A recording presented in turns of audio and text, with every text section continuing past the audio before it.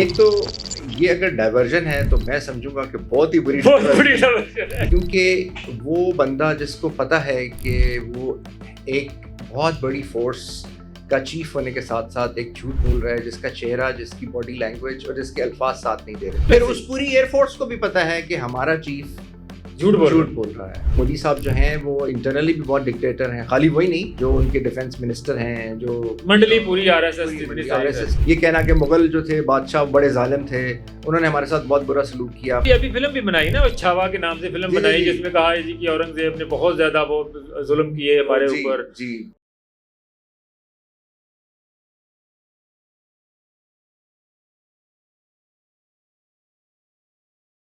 दोस्तों, मैं हूं जब्बार चौधरी और आप देख रहे हैं आज़ाद डिजिटल। फितनतुल हिंदुस्तान और उसकी प्रॉक्सीज का ताक़ुब जारी है। और जनाब, वैसे तो सुन के हंसी आती है, लतीफ़े चूँकि अब हिंदुस्तान है वहाँ से अब लतीफ़े ही आ रहे हैं।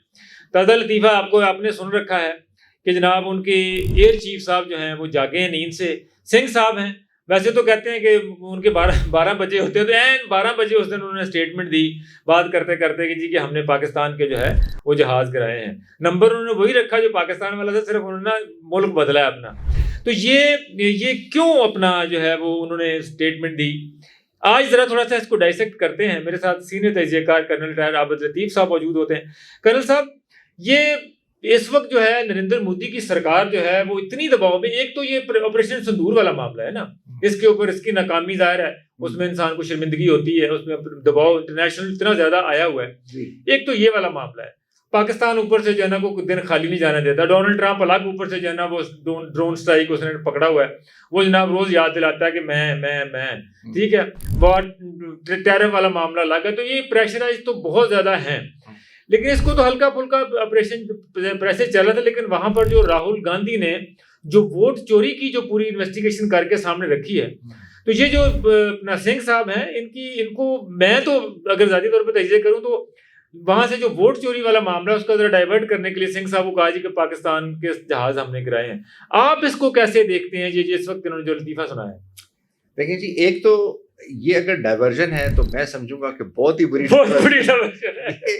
ये तो ऐसी है कि आपने खड्डा खोद के डाइवर्जन बना दिया है रोड के ऊपर। ऐसी डाइवर्जन है कि गड्डी मोड़ ही नहीं सकती, उस गड्डी मोड़ नहीं सकती। एक बात, दूसरी बात है जी, एज ए सोल्जर देखिए, इंडियन आर्मी भी प्रोफेशनल आर्मी है, इंडियन एयरफोर्स भी प्रोफेशनल एयरफोर्स। आप हमेशा बिल्कुल इस मामले में तारीफ करते हैं, मुझे पता है। देखिए, क्योंकि हमारा दोनों का, पाकिस्तान और इंडिया की आर्मी और एयरफोर्स का ओरिजिन जो था वो हमारा ब्रिटिश आर्मी से था, जो कि फर्स्ट वर्ल्ड वॉर में भी दुनिया की best army, one of the best army थी, जिसकी कि एक्चुअली फर्स्ट वर्ल्ड वॉर की भी सारी जो मैनूवरिंग वॉरफेयर जो कैंपेन्स हैं उसी की मूव करती थी। और सेकंड वर्ल्ड वॉर में भी हमारे यहाँ के हमारे लोगों ने तो बकायदा 7 जगह लड़ी, उनके साथ लड़ी। और खाली ये नहीं, बिल्कुल, बल्कि जब वो स्लेवरी का 1833 में जब स्लेवरी डिसबैंड हुई ब्रिटिश एम्पायर में, तो फिर उस वक्त भी बहुत सारे इंडिया के लोग, जो पहली एक्चुअली मैस माइग्रेशन इंडिया से हुई थी, जितनी भी ये इम्पीरियल स्टेट्स इंडिया ब्रिटिश के अंदर थी, वो भी सारे इंडियन यहाँ से हमारे इलाके से लोग गए थे। खैर एनीवे, ये तो जरा एक हमने सब साइड पे। तो अब देखिए, मैं ये एज अ सोल्जर समझता हूँ कि मुझे तो उन पर तरस आ रहा था, क्योंकि वो बंदा जिसको पता है कि वो एक बहुत बड़ी फोर्स का चीफ होने के साथ साथ एक झूठ बोल रहा है, जिसका चेहरा, जिसकी बॉडी लैंग्वेज और जिसके अल्फाज साथ नहीं दे रहे थे। बिल्कुल। फिर उस पूरी एयरफोर्स को भी पता है कि हमारा चीफ झूठ बोल रहा है।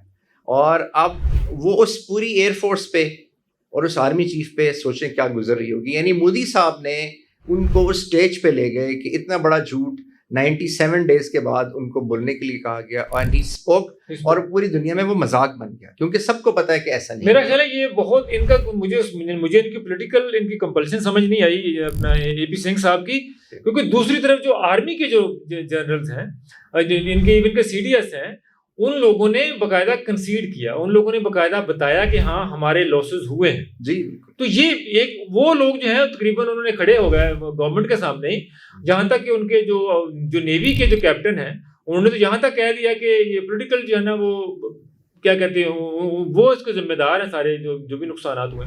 तो ये सिंह साहब जो हैं ये क्यों अपना नहीं करते? बिकॉज ही इज हेडिंग एक फोर्स को हेड कर रहे हैं, और ज़ाहिर है being head of that force, I think he has come under the political pressure government के क्योंकि मोदी साहब जो हैं वो इंटरनली भी बहुत डिक्टेटर हैं, खाली वही नहीं बल्कि जो पूरा क्लिक उनके साथ है, जो उनके डिफेंस मिनिस्टर हैं, जो मंडली पूरी आरएसएस की है, क्योंकि आरएसएस अमित शाह, राजनाथ, अजीत डोभाल और लोग तो अमित शाह और मोदी को जो है मोदी शाह भी कहते हैं, दोनों को मिक्स करके। सो दोनों का इतना वो है तो जी उनके आगे रेजिस्ट करना ज़ाहिर है मुश्किल है बहुत।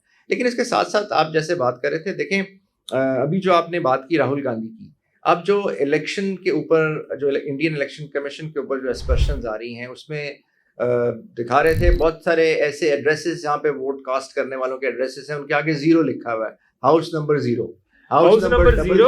और ये ऐसे घर थे जिसमें कोई 1.5-2 मरले का घर है, जिसमें कोई 2-4 लोग रह सकते हैं, वहाँ 100 लोग, 100 लोगों का एक ही एड्रेस जी, और वो भी एक 1.5 मरले के 2 मरले के मकान हो। सो अब वो सारी चीजें बाहर आ रही हैं। एक्चुअली इस वक्त इंडिया में बहुत पॉलिटिकल क्योस भी है जी, और जो कांग्रेस है अब उसने जो है वो आप कह लीजिए कि एक मूवमेंट शुरू कर दी है, जिसमें उसका है कि कॉन्स्टिट्यूशन को बचाओ, क्योंकि इंडिया को की जो इंडिया का जो वजूद है वो उसके, वो कहते हैं कि वो कॉन्स्टिट्यूशन से लिंक्ड है, सेकुलर होने में है, और जो उसकी जो सेकुलर होने में है, डाइवर्स सोसाइटी होने में है, डाइवर्स इकोनॉमी होने में है, और वो उसकी जो इसकी जो गारंटी है वो उनका कॉन्स्टिट्यूशन है।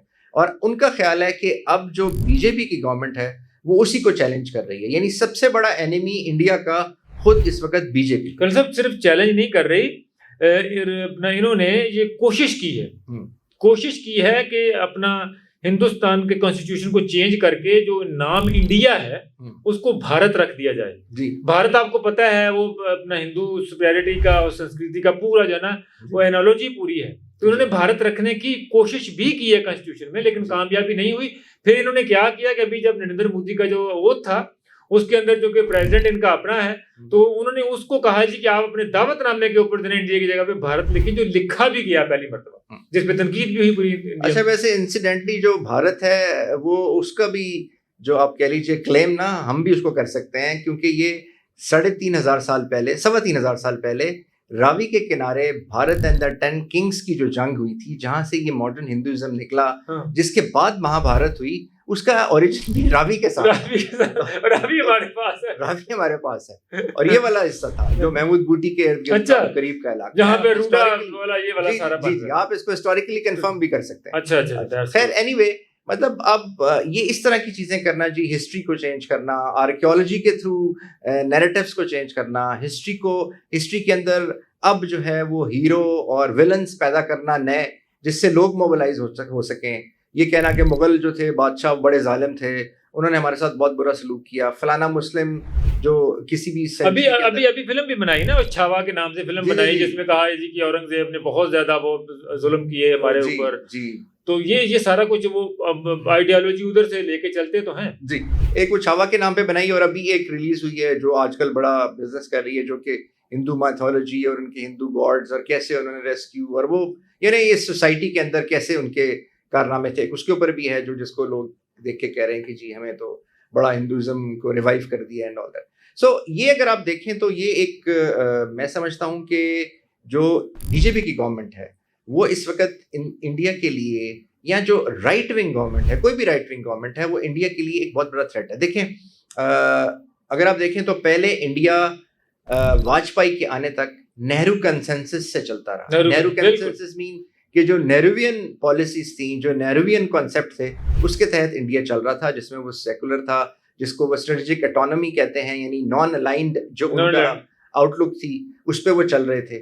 लेकिन उसके बाद जब वाजपेयी आए तो वाजपेयी के बाद से वाजपेयी कंसेंसस पे चल पड़ा। देखिए ये इंडिया, हम कहते हैं जी वाजपेयी बहुत धीमे मिजाज के, क्योंकि उनका ताल्लुक भी बीजेपी से था, उनका ताल्लुक भी आरएसएस के साथ बहुत ये वो दौर है जब आरएसएस का दोबारा राइज होना शुरू हुआ हिंदुस्तान में जी। क्योंकि इंदिरा गांधी तक जो है उसके बाद तक तो इनको पाबंदियों पे रखा हुआ था, इनको यहाँ पे अपना सरकारी मुलाजमीन के लिए जो है ना वो पाबंदी थी कि आप आरएसएस का रुकन नहीं बन सकते, तो उन्होंने इनको कंट्रोल और काबू में रखा हुआ था। लेकिन ये जब वाजपेयी का जब एरा आया तो ये दोबारा इनका रिवाइव शुरू, वहां से वाजपेयी कंसेंसस शुरू हुआ। कल सब ये वाजपेयी कंसेंसस की बात, वाजपेयी कंसेंसस और नेहरू कंसेंसस में बेसिकली क्या डिफरेंस था आइडियोलॉजी का? देखिए जी, बेसिकली तो अगर आप पाकिस्तान के पॉइंट ऑफ व्यू से देखें तो कोई डिफरेंस नहीं था। अगर आप इंटरनेशनल जियोपॉलिटिक्स से देखें तो डिफरेंस था। पाकिस्तान में दोनों ही पाकिस्तान के खिलाफ थे। नेहरू ने तो पानी आपका सबसे पहले किसने बंद किया? बिल्कुल ऐसे। आपको sorry to use the word, आपको खत्म कौन करके दोबारा इंडिया में अल्लाह ना करे, कौन करना चाहता था? वही चाहता, नेहरू चाहता था, गांधी चाहती थी, इंदिरा गांधी चाहती थी। इंदिरा गांधी ने 71 में आपके साथ क्या किया? बिल्कुल। तो वो बेसिकली लेकिन इंटरनेशनली वो फर्क था।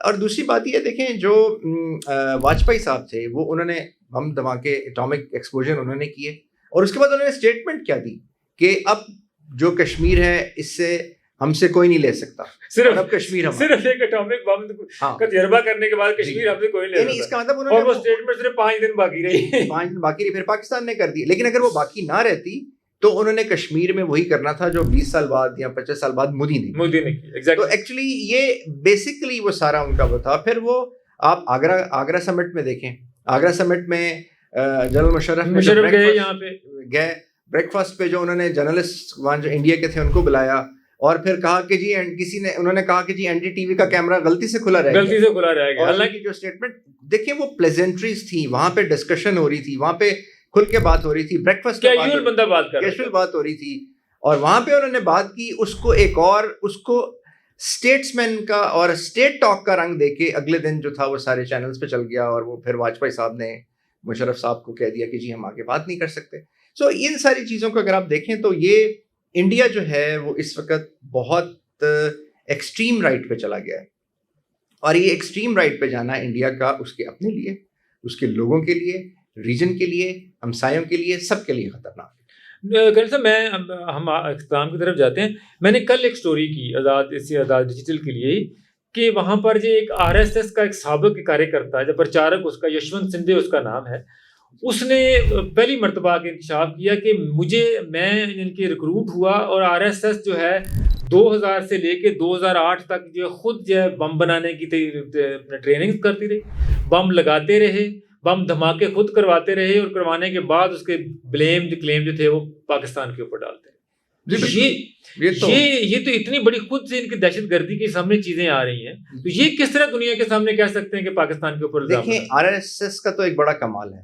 RSS जो है वो जो काम खुद करती है उसका इल्ज़ाम दूसरे पे लगाती है। RSS 50s में, लेट 50s में और अर्ली 60s में अमेरिका की जो फोर्ड फाउंडेशन है वो इनको फाइनेंशियली सपोर्ट करती रही, लेकिन जब मोदी साहब आए, और आपको याद होगा वो NGOs और इनके अगेंस्ट जब उन्होंने एक मूवमेंट चलाई, तो सबसे ज़्यादा उन्होंने जो फोर्ड फाउंडेशन है उसी के ऊपर पाबंदियां लगाई, जो कि एक्चुअली इन्हीं का आप कह लें कि हैंड के ऊपर जी। सो इस तरह RSS का तो ये तरीकाकार है, क्योंकि ये वो, मैं चाणक्य नहीं कहूंगा, चनकिया कहूंगा, क्योंकि ये उसको चनकिया कहते हैं।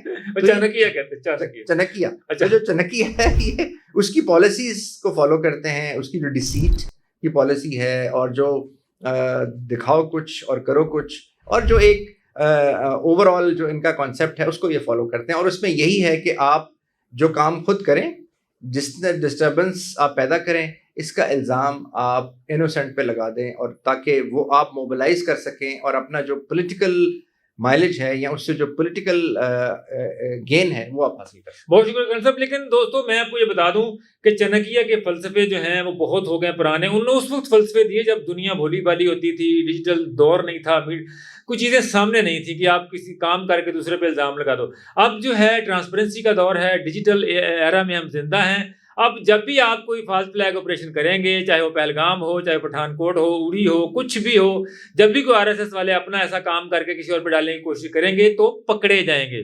और मैं जो सिंह साहब जिन्होंने दावा कर दिया है 90 दिन के बाद के हमने जहाज गिराए हैं, इनसे भी कहता हूं कि वाहेगुरु मेहरबानी करो।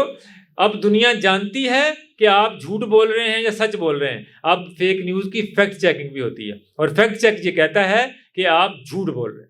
हम भी आपके जो झूठ हैं वो पकड़ते भी रहेंगे और सामने लाते भी रहेंगे। इजाज़त दीजिए, अल्लाह ने के बाद।